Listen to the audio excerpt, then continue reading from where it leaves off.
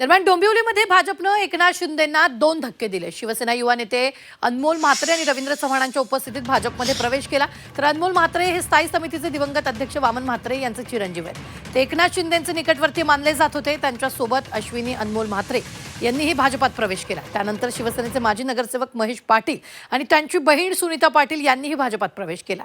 या दोन्ही पक्षप्रवेशाबाबत कमालीची गुप्तता पाळण्यात आली होती। हे दोन्ही पक्षप्रवेश खासदार श्रीकांत शिंदेंसाठी मोठे धक्के मानले जात आहेत।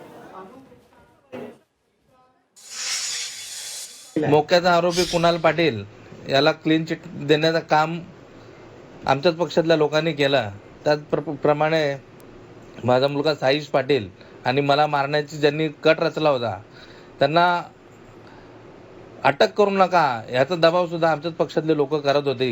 म्हणून त्या पक्षात राहणं मला जमलं नाही, कारण मी जेव्हापासून 2 दिवस मला गोष्ट समजली त्यापासून माझी खूप दडपणाखाली होतो। आणि आज जे लोक आपल्या विरोधकांना मोठं करतात त्यांच्यात मी काम करू शकत नाही, म्हणून मी आज इकडे पक्षप्रवेशाच्या अगोदर आपल्याला श्रीकांत शिंदे यांचा फोन आलेला, आपली काय यांच्याशी चर्चा झाली?